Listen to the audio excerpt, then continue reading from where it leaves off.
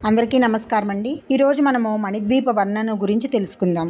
మణిద్వీప వర్ణన గురించి తెలియని వారంటూ ఉండరు. ఈ మణిద్వీప వర్ణనని కొత్తగా గృహప్రవేశం చేసుకున్న వారు, అలాగే ఏదైనా శుభకార్యాలప్పుడు, ఇంట్లో పండగలప్పుడు, శ్రావణ మాసంలోనూ నవమి, పౌర్ణమి తిథుల్లో ఇలా మనకి ఎప్పుడు అనుకూలంగా అనిపిస్తుందో అప్పుడు మనం చక్కగా ఈ మణిద్వీప వర్ణన చేసుకుంటూ ఉంటాం. అయితే ఇప్పుడు ఈ మణిద్వీప వర్ణన గురించి మనకి తెలియని ఎన్నో విషయాలు తెలుసుకుందాం. సమస్త లోకాలను పాలించే ఆ జగజ్జనని నివసించే ఆ మణిద్వీప వర్ణనని మనం ఇప్పుడు తెలుసుకుందాం. మనం ఎవరింటికైనా వెళ్తే ఆ ఇల్లు బాగుంటేనే మనం చాలాసార్లు అనుకుంటూ ఉంటాం కదా, చాలా బాగుంది ఆ ఇల్లు అని. అలాంటిది ఈ జగాన్నంతా పాలించే ఆ జగన్మాత నివసించే మణిద్వీప వర్ణన తెలుసుకోవాలంటే మనకి ఎంత అదృష్టం ఉండాలి. మనం ఎంత తెలుసుకున్నా కానీ ఇంకా ఎంతో కొంత మిగిలే ఉంటుంది. మనకి తెలిసింది అణువంతా, తెలుసుకోవాల్సింది ఆకాశం అంతా. మనం అందరం ఇప్పుడు జగన్మాత నివసించే అందమైన లోగిలిలోకి అడుగు పెడుతున్నాము. అందువల్ల ఆ జగన్మాతకి నమస్కరించి, ఆ పరివార దేవతలకు నమస్కరించి చక్కగా అమ్మవారిని దర్శింపచేసే ఆ మణిద్వీప వర్ణనలోకి అడుగు పెడదాము. ఇక మణిద్వీప వర్ణన గురించి తెలుసుకుందాం. భగవాన్ వ్యాస మహర్షి జనమేజయునికి దేవి భాగవతం వినిపించి, ఓ జనమేజయ, శక్తి ఉపాసన ఒకటే నిత్యోపాసన. ఆ పరమేశ్వరిని ఈ జగమంతా సేవించాలి.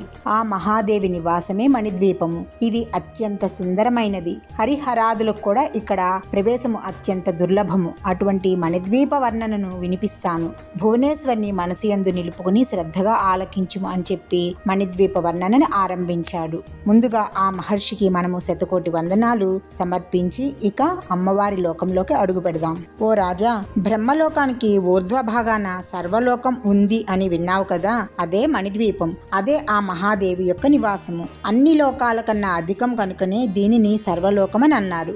భువనేశ్వరియే తన ఇచ్ఛానుసారంగా దీనిని నిర్మించుకుంది. శ్రీ మూల ప్రకృతిదేవి ఈ చరాచర సకల సృష్టికి పూర్వమే మణిద్వీపాన్ని తన నివాసంగా చేసుకుంది. ఇది కైలాసం కన్నను, వైకుంఠం కన్నను, గోలోకం కన్నను ఎంతో మిన్నగా ఉంటుంది. ఈ మణిద్వీపానికి చుట్టూ సుధా సముద్రం ఉంది. దీని నుండి గాలిలో తేలి వచ్చే తుంపరులతోటి మణిద్వీపం ఎల్లప్పుడూ సుఖశీతలంగా ఉంటుంది. శ్రీ పరాంబికాదేవి దానిని తన సంకల్ప మాత్రం చేతనే సృష్టించుకుంది. మనం ఇక్కడ జగన్మాత అన్నా గాని, పరాంబిక అన్నా గాని, శ్రీదేవి అన్నా గాని, ఏదైనా గాని ఆ జగన్మాత రూపాలే. నామాలు ఆ జగన్మాతకి ప్రతిరూపాలే. ఈ జగత్రయంలో మణిద్వీపాన్ని మించిన సుందరమైన లోకం లేనే లేదు. ఈ మణిద్వీపము భువనత్రయానికి ఛత్రంలా అమరి ఉంటుంది. సంసారం యొక్క తాపాన్ని నాశనం చేస్తూ అది అన్ని బ్రహ్మాండాలకి చల్లని నీడను ప్రసాదిస్తూ ఉంటుంది. గాంభీర్యంలో, వైశాల్యంలో సమమైన యోజనాలు కలిగి ఉంటుంది. మణిద్వీపానికి 4 వైపులా అమృత సాగరం భాసిల్లుతూ ఉంటుంది. ఆ అమృత సముద్రం నుండి వచ్చే తుంపర్ల బిందువులతోటి ఆ తీరాలన్నీ కూడా నయనానందకరంగాను, అలాగే రత్న వృక్ష పంక్తులతోటి విరాజిల్లుతూ ఉంటాయి. ఆ జగన్మాత నిత్యము నివసించి చక్కగా కదలాడే మణిద్వీపంలో ఉన్న ప్రాకారాల గురించి తెలుసుకుందాం. ఒకటి కాలాయాపన ప్రాకారం. ఈ సుధా సముద్రానికి ఆవల ఒక మహాప్రాకారం ఉంటుంది. యుద్ధ విశారదులైన రక్షక భటులు నానావిధ శస్త్రాలని, అస్త్రాలను ధరించి కావలి తిరుగుతూ ఉంటారు. ఇది ఇనుముతోనూ ధాతుశిలలతోనూ నిర్మించబడి ఉంటుంది. దీని ఎత్తు 7 యోజనములు. దీనికి 4 వైపులా 4 ప్రాకారాలుంటాయి. ఒక్కొక్క ప్రాకారం వద్ద 100 మంది ద్వారపాలకులు ఉంటారు. అందరూ దేవి భక్తులే. దేవి దర్శనం కోసం వచ్చే భక్తులు, వారి గణాలు, వారి వాహనాలు, విమానాలతోటి ఇక్కడంతా కోలాహలంగా ఉంటుంది. ఇక రెండవది కాంస్య ప్రాకారం. మొదటి ప్రాకారమైన కాలాయాపన ప్రాకారం దాటి వెళ్తే అడుగడుగున మంచినీటి సరస్సులు, వివిధ రత్నవాటికలు, వీటిని దాటి వెళ్తే కాంస్య ప్రాకారం ఎదురవుతుంది. ఈ రెండిటి ప్రాకారాల నడుమ అనేక వృక్షజాతులతో కూడిన వనాలు, ఉపవనాలు, ఆ వనాలలో పావురాలు, చిలుకలు, గోరువంకలు, హంసలు గుంపులు గుంపులుగా ఎగురుతూ ఉంటాయి. ఈ కాంస్య ప్రాకారం అంతా సుగంధ పరిమళమే. లేడి కూనలు, నాట్యం చేస్తున్న నెమళ్ళు కన్నులకు ఇంపుగా ఉంటాయి. ఇక రెండవదైన ఈ కాంస్య ప్రాకారం ఆకాశాన్ని తాకుతున్నట్లుగా ఉంటుంది. ఇది మొదటి ప్రాకారమైన ఇనుప ప్రాకారం కంటే 100 రెట్లు గొప్పది. ఇక మూడవది తామ్ర ప్రాకారం. దీనిని కల్పవాటిక అంటారు. రెండవ ప్రాకారం దాటి ముందుకు వెళ్తే తామ్ర ప్రాకారం కనిపిస్తుంది. దీని ఎత్తు కూడా కాంస్య ప్రాకారం వలె 7 యోజనములు. ఈ రెండిటికి నడుమ ఉన్నది కల్పవృక్ష వాటిక. ఈ వనానికి వసంతుడు వనపాలకుడుగా ఉంటాడు. ఈ వనమందలి పుష్పాలన్నీ బంగారపు కాంతితో ఉంటాయి. వనపాలకుడైన వసంతుడు అంటే ఆ వనాన్ని సంరక్షించే వసంతుడు పుష్పభూషణములు, పుష్ప కిరీటము ధరించి పుష్పసింహాసనం మీద కూర్చుని ఉంటాడు. ఈ తామ్ర ప్రాకారానికి కాపలాగా ఉండే వసంతుడికి 2 భార్యలు. ఒకరు మధుశ్రీ, మరొకరు మాధవశ్రీ. ఇక్కడ దేవతలు గంధర్వులు జంటలు జంటలుగా విహరిస్తూ ఉంటారు. ఈ వనమంతా వసంత కుసుమాకరంగా పేరు తెచ్చుకుంది. ఇక 4వది సీస ప్రాకారం. ఇది సంతాన వాటికగా పిలువబడుతోంది. తామ్ర ప్రాకారం దాటి వెళ్తే సీస ప్రాకారం వస్తుంది. ఇది కూడా 7 యోజనాలు ఎత్తైనది. ఈ రెండిటికి నడుమ సంతాన వాటిక ఉంటుంది. దీనికి గ్రీష్మ ఋతువు నాయకుడు. అతని భార్యలు సుఖశ్రీ, శుచిశ్రీ. దేవతలు సిద్ధులు చందన చర్చలు జరుపుకుని ఈ వనంలో సేద తీరుతూ ఉంటారు. ఇక 5వది ఆరకోట ప్రాకారం. హరిచందన వాటిక అని పిలుస్తారు. సీస ప్రాకారం తర్వాత వచ్చేది ఆరకోట ప్రాకారం, అంటే ఇత్తడి ప్రాకారం. ఇది కూడా 7 యోజనాలు ఎత్తు ఉంటుంది. ఇక్కడ హరిచందన వృక్షవాటిక ఉంటుంది. వర్ష ఋతువు ఇక్కడ వనపాలకుడు. మేఘ కవచం ధరించి ఉంటాడు. ఇతను మాట్లాడితే పిడుగులు పడుతున్నట్లు ఉంటుంది. సహస్ర ముఖాలుగా వానలు కురిపిస్తూ ఉంటాడు. ఇతడు ఇంద్రచాపధారి అయి కడవపోతగా సర్వే సర్వత్రా వర్షిస్తూ స్వగణ పరివేష్టితుడై ఉంటాడు. అంటే తన గణాలతోటి కూడి ఉంటాడనమాట. ఇతను మొత్తం 12 శక్తులతోటి కలిసి ఉంటాడు. ఆ 12 శక్తులు నభశ్రీ, నభస్యశ్రీ, స్వరస్య, రస్యమాలిని, అంబాదుల నితంతి, భ్రమంతి, మేఘయంతిక, వర్షయంతి, చిపునిక, వారిధార, మద విహ్వల. ఈ 12 మంది శక్తులు వర్షనాయకుని చుట్టూ ఉంటారు. ఈ హరిచందనం తోటి చెట్లన్నీ కొత్త చిగుళ్లతో పచ్చని పైరులతోటి హృదయానందాన్ని కలిగిస్తాయి. దేవతలు సిద్ధులు దేవీ పూజా తత్పరులు ఈ వనంలో ధర్మపత్నులతోటి కలిసి నివసిస్తూ ఉంటారు. ఇక 6వది పంచలోహ ప్రాకారం. దీనినే మందార వాటిక అని పిలుస్తారు. 5వదైన ఆరకోట ప్రాకారం తర్వాత వచ్చే ఈ పంచలోహ ప్రాకారం కూడా 7 యోజనాలు ఎత్తి కలిగి ఉంటుంది. ఇక్కడ మందారవనం నెలకొని ఉంటుంది. ఇక్కడ చెట్లు ఎర్రని చిగుళ్లతోటి అందంగా ఉంటాయి. శరదృతువు ఈ వనానికి అధిదేవత.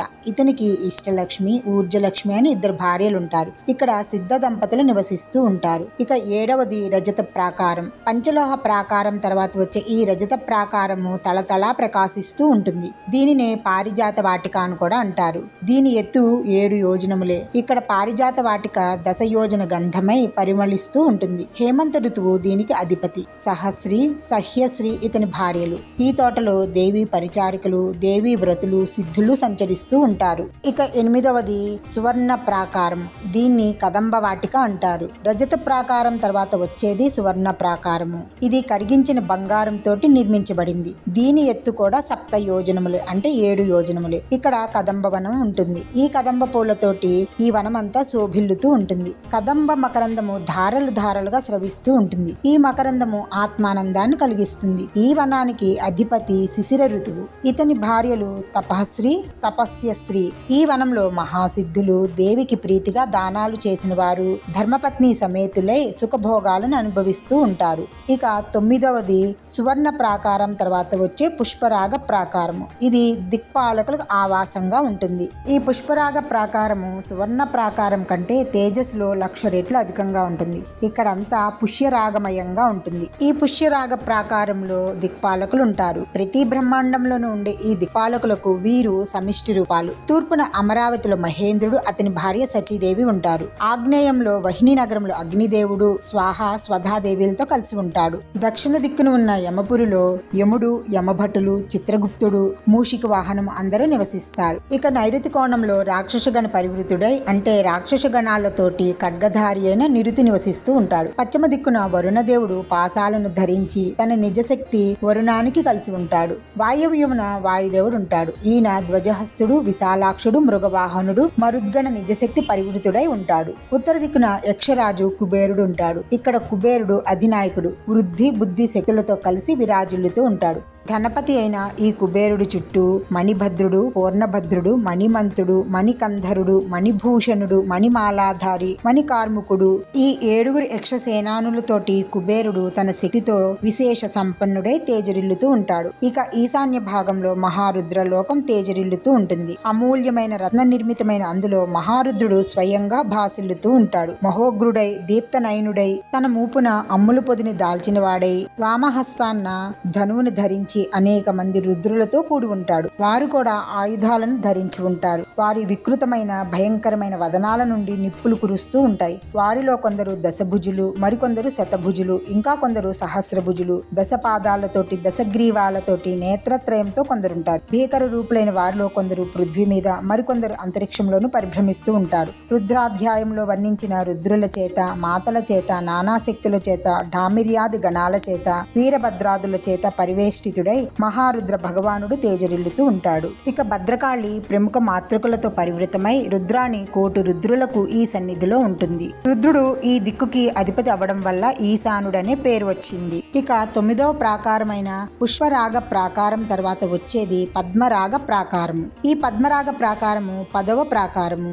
ఇది 64 కళాశక్తి రూపాలకి నివాసం ఈ ప్రాకారము. ఈ పద్మరాగ ప్రాకారము కుంకుమ కాంతులు వెదజల్లుతూ ఉంటుంది. ఇది 10 యోజనాలు ఎత్తు కలిగి ఉంటుంది. మహాశక్తి యొక్క 64 కళారూపాలైన పింగళాక్షి, విశాలాక్షి, సమృద్ధి, వృద్ధి, శ్రద్ధ, స్వాహ, స్వధ, అనంగ, అనంగమథన, అనంగమేఖల, అనంగ కుసుమ మున్నగు వారంతా ఇక్కడే ఉంటారు. వారు ఎల్లప్పుడూ యుద్ధానికి సన్నద్ధులై ఉంటారు. ఒక్కొక్కరికి వందల కొద్దీ అక్షౌహిణుల సైన్యం ఉంటుంది. ఈ 10వ ప్రాకారం తర్వాత మిగిలిన ప్రాకారాల గురించి మళ్ళీ తర్వాయి భాగంలో తెలుసుకుందాం. మనం ఇంతవరకు ఎన్ని ప్రాకారాల గురించి తెలుసుకున్నామో ఒకసారి చూద్దాం. 1 కాలాయాన ప్రాకారము, 2 కాంస్య ప్రాకారము, 3 తామ్ర ప్రాకారము, 4 సీస ప్రాకారము, 5 ఆరకూట ప్రాకారము, 6 పంచలోహ ప్రాకారము, 7 రజత ప్రాకారము, 8 సువర్ణ ప్రాకారము, 9 పుష్పరాగ ప్రాకారము, 10 పద్మరాగ ప్రాకారము. అంటే మనం ఇప్పుడు వరకు 10 ప్రాకారాల గురించి తెలుసుకున్నాం. 11వ ప్రాకారం నుండి మళ్ళీ తర్వాయి భాగంలో తెలుసుకుందాం.